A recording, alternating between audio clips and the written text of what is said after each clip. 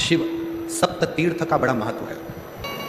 जिस नारी को 30 साल हो गए हों, बच्चे नहीं हों, और डॉक्टर ने कह दिया कि कोई बहुत बड़ी बीमारी किसी व्यक्ति को है, उस बीमारी का कोई हल, उस रोग का कोई हल नहीं दिख रहा, तो बैसाख महीने में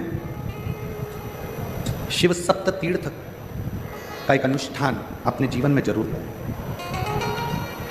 मट्टी के पात्र में जल भरना और मट्टी के पात्र में जल भरकर प्रतिदिन रोज 7 दिन का ये नियम होता है सप्त तीर्थ का।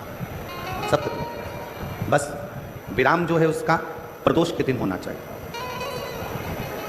और बैसाख के महीने में जब आप सप्त तीर्थ का अनुष्ठान करें, 1 घड़ा जल का रोज भरें प्रतिदिन, और 1 बेलपत्र,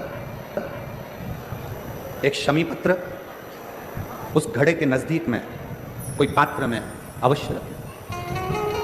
पात्र को, जो जल का घड़ा है, जल का पात्र है, उसको मट्टी के ही दीप से या कोई श्वेत वस्त्र जिसको मला गया हो, धोया गया हो, साफ हो, उस वस्त्र से ढक दें। एक दिन एक शिवालय में जाएं, शमी पत्र अशोक सुंदरी वाली जगह पर समर्पित करें, और बेलपत्र जहां आप खड़े हैं उधर से डंडी का भाग आपकी ओर हो।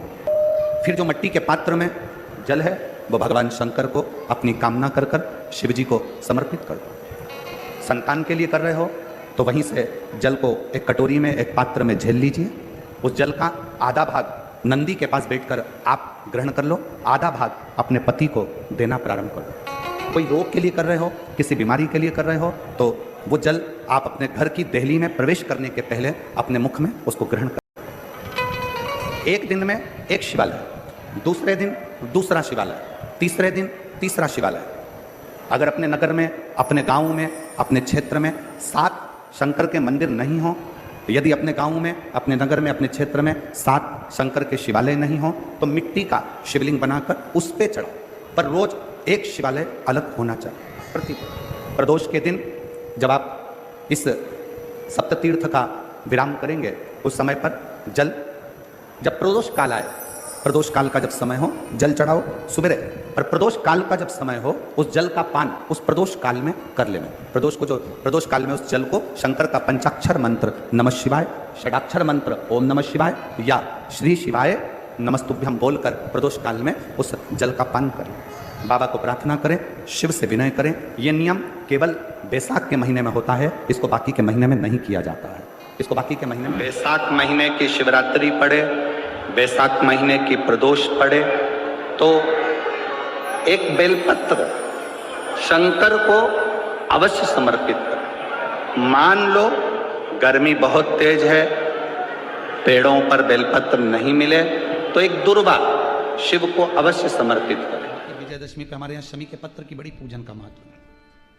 5 दशमी 5 शमी पूजन कर ली जाती है, तो जो भी आपका द्रोही होता है वो आपसे दूर हो जाता है या आपसे स्नेह कर कर आपके करीब आ जाता है।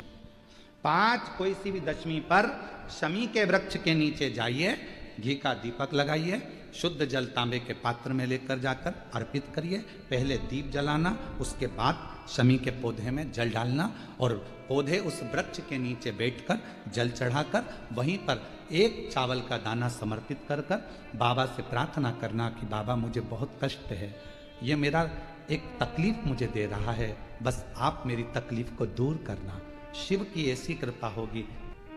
कोई सी भी 5 दशमी आप चुन लीजिए, परंतु वो दशमी अमावस्या के पहले वाली नहीं होना चाहिए, वो पूर्णिमा के पहले। तो बेल बैसाख के महीने में शंकर को चढ़ाया जाता है, वो बेल का फल उठाकर रख लिया जाता है। बैसाख के महीने में उस चढ़े हुए, बाकी के आपको बेल का फल खाना हो तो बात दूसरी, पर चढ़ा हुआ जो बेल का फल है वो पूरा बैसाख नहीं खाना।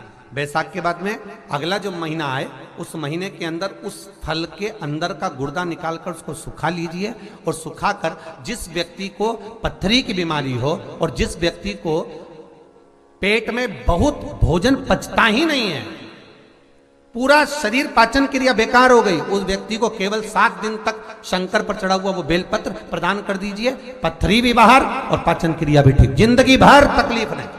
उस वैशाख में उस फल की इतनी महत्वता बाबा भोलेनाथ स्कंद पुराण, लिंग पुराण, नर्मदा पुराण, पद्म पुराण के अंतर्गत, शिव महापुराण के अंतर्गत वर्णन कर, उसकी महत्वता हृदय में ऐसा लग रहा है कि मेरा ये काम होगा कि नहीं होगा, होगा कि नहीं होगा, मैं निकलूंगा कि नहीं निकलूंगा, मैं इस काम से आगे बढ़ूंगा कि नहीं बढ़ूंगा। मन जब दो होने लगे तब एक श्वेत पुष्प लेकर उस सफेद पुष्प में थोड़ा सा हल्दी और कुंकू का लेपन कर कर किसी भी शंकर के मंदिर में, शंकर के शिवलिंग पर यदि ब्रह्मेश्वर महादेव का नाम लेकर उस फूल को, पुष्प को समर्पित किया जाता है, फूल को चढ़ाते समय, फूल जब समर्पित किया जाता है तो फूल का जो मुख है, जैसे ये डंडी है फूल की, और फूल का जो मुख है, जहां आप बैठे, इधर बैठे तो इधर, उधर बैठे तो उधर, इधर बैठे तो इधर, फूल का मुख अपनी ओर होना चाहिए।